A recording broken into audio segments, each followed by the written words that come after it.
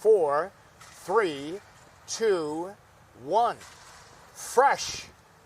I mean fresh. Off the practice field. Browns linebacker Christian Kirksey joining us. Yes. Here in Berea. Camp goes on. It is a grind. Yes, yes. What's with Freddie Kitchens and the long practices, Oh, man? man. I mean, Freddie is trying to build that bulldog tenacity within the team. This is the dog days of camp. Camp is meant to be hard, so you can know what type of guys you have, what type of team you have going into the season, and we're going to make camp as hard as possible, so therefore, the season will be crisp. Is it working? It's working. It's working. Guys, we're battling it out. We're trying to compete to get the best 53 men on the roster, and I think Freddie's just trying to build the atmosphere and that chemistry and build our identity in camp right now. You are a guy that can't wait to get back onto the field because you went down injured last year, and I know that that's a hard thing for a guy like you that played so much. Right. So what is it like getting ready for Thursday night? And I know you want to get in there. I'm sure you were happy to get down to the stadium last Saturday for that good feeling practice, scrimmage, whatever you want to call it, on Saturday. What's it been like waiting to get back out there? Oh, man, I went down week 9 last year. We all know about that story, and it was devastating for me. But it got a chance to sit back and evaluate my life and evaluate, my career. And I did a great job in the facility with our trainers.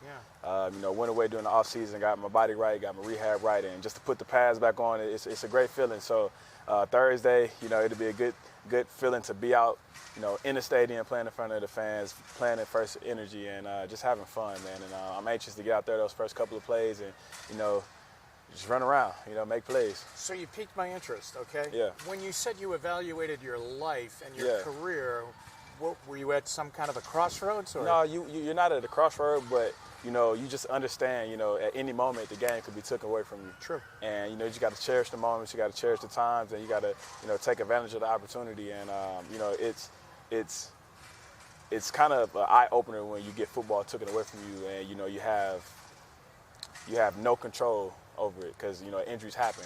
Yeah. And for me, at that time of my life, I focused on everything that was important to me.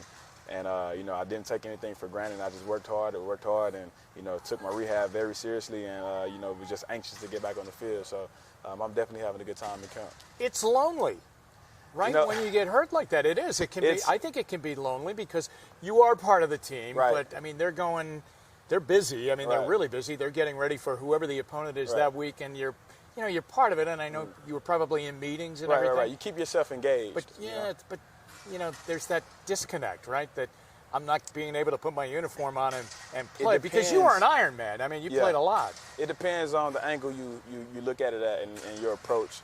The first couple of weeks, you kind of feeling that way, like, oh, man, I can't strap on my pads with my teammates. I can't take the field, with my teammates. But then you kind of switch your mind over to say, okay, well, I'm going to transfer myself and transfer my mind to a coaching style. Right. And, was there for the younger guys, was there for my teammates. And, being a captain, it's not just being on the field. It's in the locker room and, keeping the guys motivated, when I can. And that was just something I had to do. And, you kind of take the back seat and you just, become, one of those teammates that's just cheering your teammates on, making sure, that they're getting, all the praise that they deserve. And that's something that I was doing, and that was my role at the time, when I was hurt. Well, I'm sure you did that well, but that's all gone now. You're on the field. That's all behind us. How good is this defense? Oh, the defense, man, we're going to be as good as we want to be. We have the talent, we have the guys to do it in this locker room. If you look at, our depth chart, we're pretty stacked at all positions, whether it's, D-line, linebacker, or, our back. And, this is a lot of competition. So this 53-man roster that's going to be shaped and formed is going to be the best guys who deserve to be on the field. And, I'm excited. This is probably one of the most talented teams that I've been on this Cleveland Browns team. And, I'm just excited where we're going. Boy, and it is competitive. Yeah. There will probably be really good football players not make this team. Right. And I think that's what Freddie is trying to build, Any one of these players, deserves to stay on this team. We have a lot of talent, a lot of competition that's out there. And, when those cuts are made, it's going to be some guys that, can play football. And it's just one of those things where we're just deep right now. And, that 53-man roster is going to be the best 53 men. Freddie says the game really boils down pretty simple. Yeah. You run the ball, you stop the run. You're in charge of stopping the run on your side of the ball. Right. How difficult is that? And is it helped by Sheldon Richardson coming here? Right. Ogunjobi's a year older and more experienced. You are too. Right. Schobert's in there. So how difficult is it to stop the run? This is a run-happy league. It's turned into a passing league, but at the end of the day, if you have a team that can run the ball and run the ball well, it's hard to defend. So you want to build that mindset and practice that, it's no team that can run the ball on us. And we brought in those guys, like the Sheldon Richardsons, the Olivier Vernons, and then, Miles, and, you got Larry that's getting older and, having more experience. You're bringing guys in that can stop the run, run-stop guys. And it makes a linebacker job way easier when you can just run through gaps. And I think that with Steve Wilkes' defense, it's gap sound. And everybody win an individual one-on-one battle. And I think that we have the right guys to do it. And when you have, that mindset of you being your gap responsibility and you beat the man across from you and you hold yourself accountable, then the run begins to get, a little bit better to stop. So and that's what we're doing right now. We're trying to make special emphasis is no team can run the ball on us. And that's what our main focus is. Let me ask you this on the other side. You have a view of this offense. Right. How good can this offense be? Because they've been heralded as, wow, watch them go when it's all put together. So you're up against it, and literally you're up against it every day. Freddie puts the ones versus the ones. Right. How good can they be? This offense is amazing, man.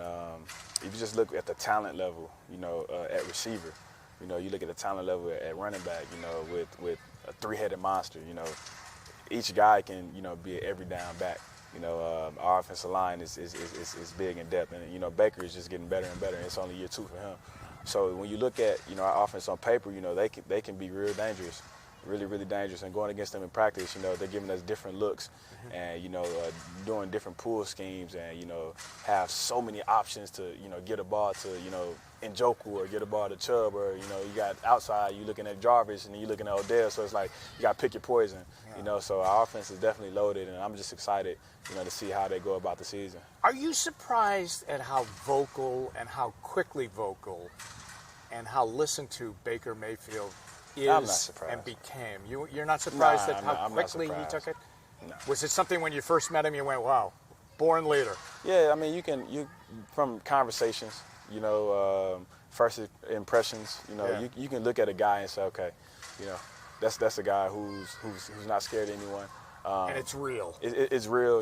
He's going to be respectful. He's going to, be a team player. He's going to be a team guy. But he came here to play quarterback, and a quarterback is a leadership role. And you got to respect what he's doing. And our teammates, we respect him, and we're just ready to go. For a guy like you that was here for the tough, right, the one win, the no win, right. This must be like a rocket ready to take off. It is. I'm excited. You have to just say, okay, I got to stay grounded. We have to do this. You gotta keep your composure. We can't just talk it. We have to go out and win these games. Right. You got to keep your composure. I mean, you get overly, excited, when you see, guys, the high caliber guys come in, with the Odells, Olivier Vernons, those guys, and you're like, man, we finally got the pieces to the puzzle. But it's the National Football League, so you got to make sure you remain sane. You got to make sure you put the work into it, because on paper you can be as good as anyone, but it's a matter of what you do on the field. So we're trying to build that work ethic in our mind. We're trying to build that chemistry, and we're trying to understand that nothing is given to us just because we have these players. We got to go out there and take it. Are you musical in a lot of ways? Yeah. You're very, very musical. Yeah. You're very gifted at it. Yes. Do you play all kinds of music? I'm really just a drummer, but I love different genres of music. I have a musical background. My family, my brother, he plays the guitar. He's a gospel artist, Joshua Kirksey. Y'all can look him up and catch some of his songs. But really good. Yeah, he's really good. This is live now. He's really good. He's really good. If he's out there watching. He's probably out there watching. He's gonna say, "Hey, Christian, talk me up." Yeah. He's really good. If you check him out, check him out. He's really good. I got friends that make music. D'Angelo Harris, one of my best friends. He makes music, so I'm always around music. And does that relax you? It relaxes you. It puts you in a different mind frame. You know, when you're ready to get amped up, you listen to a certain type of music. When you're ready to kind of escape the world, you know, be isolated, you listen to something that's real calm, real soothing. And, you know, music just speaks to me in different ways. Wow. Yeah.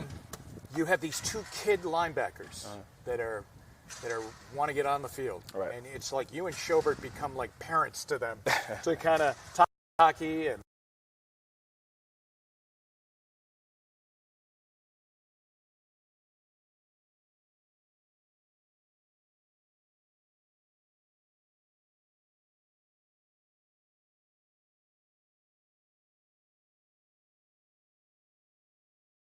eager to get on the field, learning in the classroom.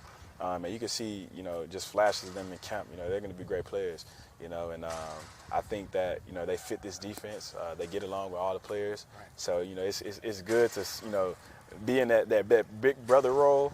And, you know, I look at myself like when I came in, I had like Carlos Dansby, I had Craig Robertson, those guys who kind of, you know, looked out for me, the Joe Haydens and things like that. And now you're in that position, you know, they kind of take you down memory lane. Yeah. So, you know, they've been good to work with, man. They're good kids, and, you know, I think they have a good season with us.